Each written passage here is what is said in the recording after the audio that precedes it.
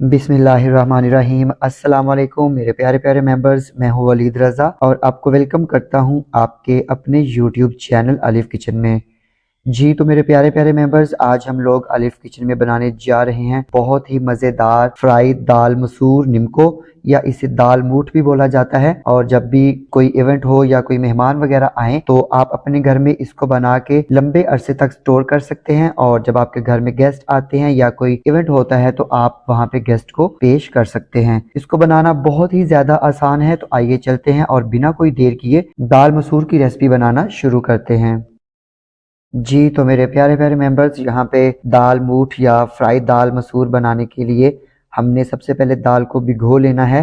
तो यहाँ पे मैंने 2 कप की जितनी दाल मसूर ले ली है। साबुत मसूर है, इसे मलका मसूर भी बोला जाता है। और इसको अच्छी तरह से मैंने साफ़ कर लिया है। और यहाँ पे अभी सबसे पहले हम इसमें शामिल कर देंगे 2 चाय के चम्मच मीठा सोडा या बेकिंग सोडा। बेकिंग पाउडर आपने बिल्कुल भी इसमें शामिल नहीं करना। तो मीठा सोडा शामिल करने से क्या होगा, जब हम इसको फ्राई करेंगे तो दाल हमारी क्रिस्पी बनेगी, अंदर से बिल्कुल भी हार्ड नहीं होगी। और इसके साथ ही यहाँ पे हमने इसमें शामिल कर देना है पानी, और पानी शामिल करके इसको मिक्स करेंगे। और मिक्स करके हमने कम से कम इसको 8 से 10 घंटे के लिए पानी में भिगो के रख देना है। लेकिन अगर आपके पास टाइम नहीं है तो आप इसमें नीम गर्म पानी शामिल करके इसको कम से कम 4 घंटे के लिए लाजमी रखिएगा। तो यहाँ पे मैंने दाल को रात में भिगोया है और अगली सुबह मैं ये रेसिपी बनाऊंगा। तो मिलते हैं फिर आपसे इंशाल्लाह नेक्स्ट डे। जी तो मेरे प्यारे प्यारे मेंबर्स, यहाँ पे हमने दाल मसूर को या साबुत मसूर को पानी में भिगो के रख दिया था, और अभी इसको कम से कम जो है वो 10 से 12 घंटे हो चुके हैं। तो अभी हमने इसका पानी ड्रेन आउट कर देना है और इसको किसी भी स्ट्रेनर में निकाल के रख देना है कम से कम 15 से 20 मिनट के लिए, ताकि इसमें जितना भी पानी है, मॉइस्चर है, वो निकल जाए। तो आप किसी भी किचन टॉवल के ऊपर फैला के इसको कपड़े की मदद से भी खुश्क कर सकते हैं।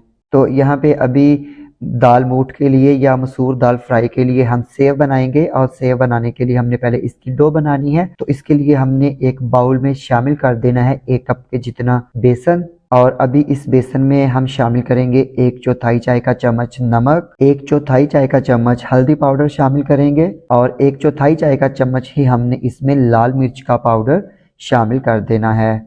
और यहाँ पे हम इसमें थोड़ा थोड़ा पानी शामिल करके इसकी एक स्मूथ डो बना लेंगे। डो ना तो आपकी बहुत ज़्यादा हार्ड होनी चाहिए, बहुत ज़्यादा सख्त होनी चाहिए, और ना ही बिल्कुल लिक्विड या पतली होनी चाहिए। हमने बिल्कुल इसकी एक सॉफ्ट डो जो है वो बना लेनी है। तो आप हाथ का इस्तेमाल करते हुए भी ये डो बना सकते हैं। तो मैं यहाँ पे एग बीटर का इस्तेमाल करते हुए यहाँ पे सेव बनाने की डो को बना लूँगा। जी तो मेरे प्यारे प्यारे मेंबर्स, ये देखिए यहाँ पे हमने सेव बनाने के लिए डो बना ली है, और डो की जो है वो यही कंसिस्टेंसी, यही टेक्सचर होना चाहिए। तो अभी हम इसको 10 मिनट के लिए कवर करके रख देंगे। तो मिलते हैं फिर आपसे 10 मिनट के बाद। जी तो मेरे प्यारे प्यारे मेंबर्स, यहाँ पे अभी हम सेव को करेंगे फ्राई।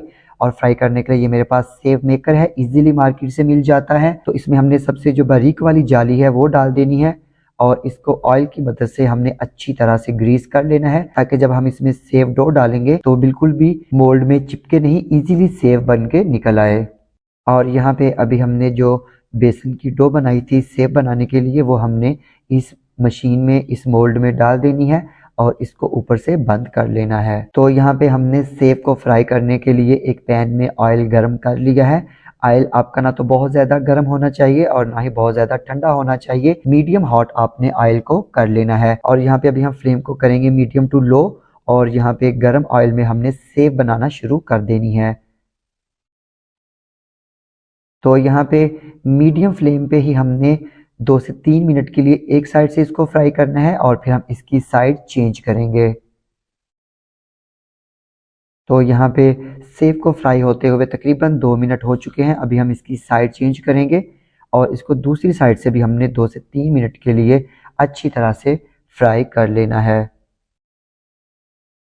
जी तो मेरे प्यारे प्यारे मेंबर्स, टोटल 5 मिनट लगे हैं और हमने सेव को फ्राई कर लिया है। अभी हम इसको निकालेंगे और एक प्लेट में रखेंगे, और सेव को फ्राई करने के बाद अभी हम मूंगफली जो है वो फ्राई करेंगे। और यहाँ पे गरम ऑयल में हमने मूंगफली डाल देनी है। ये मैंने 1 कप मूंगफली डाल के हम इसको करेंगे फ्राई। मैक्सिमम आपने इसको 1 मिनट के लिए फ्राई करना है। बहुत ज़्यादा मूंगफली को फ्राई मत कीजिएगा वरना मूंगफली कड़वी हो जाएगी। तो ये देखिए यहाँ पे 1 मिनट के लिए हमने मूंगफली को फ्राई कर लिया है।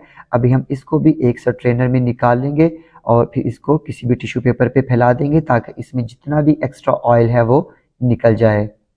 तो मूंगफली को फ्राई कर लेने के बाद अभी हम मसूर को फ्राई करेंगे।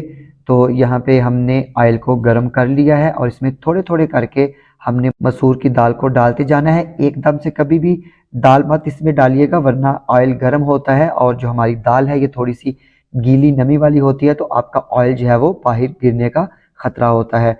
तो इस तरह थोड़ी थोड़ी करके हम इसमें दाल शामिल करते जाएंगे और इसको अच्छी तरह से फ्राई कर लेंगे। तो ये देखिए अभी जब हमने इसमें दाल को डाला है तो काफ़ी सारे बबल्स हैं, तो इसको फ्राई करते हैं और फिर इसको फ्राई होने की निशानी क्या है वो आपको बताऊंगा बाद में।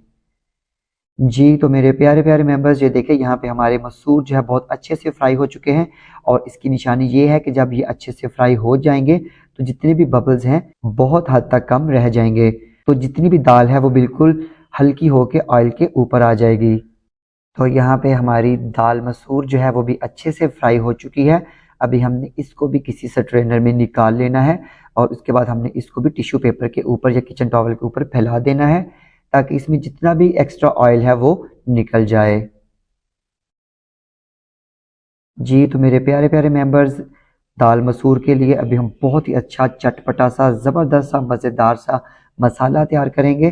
तो इसके लिए हमने एक ग्राइंडर जार ले लेना है या मसाला पीसने वाली जो डब्बी होती है वो ले लेनी है और यहाँ पे हमने ग्राइंडर जार में डाल देना है आधी चाय का चम्मच नमक, आधी चाय का चम्मच काली मिर्च का पाउडर शामिल करेंगे, आधी चाय का चम्मच लाल मिर्च का पाउडर शामिल करेंगे और 1.5 चाय का चम्मच चाट मसाला शामिल करेंगे।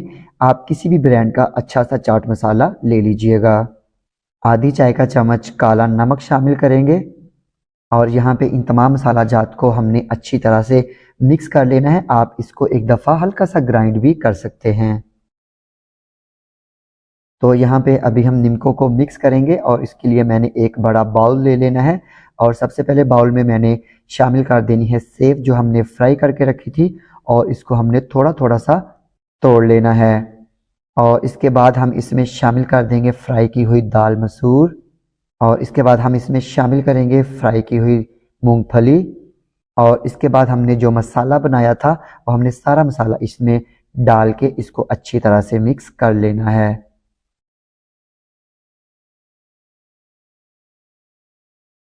तो ये देखिए अल्हम्दुलिल्लाह अल्हम्दुलिल्लाह अल्हम्दुलिल्लाह हमारी बहुत ही मज़े की जो दाल मूट है या फ्राई दाल मसूर है वो बन के बिल्कुल रेडी है और मैं उम्मीद करता हूँ कि आपको मेरी आज की ये रेसिपी यकीनन पसंद आई होगी।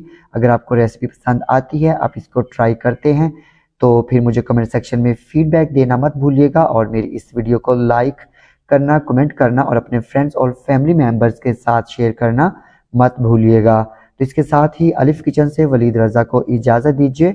अल्लाह हाफिज़।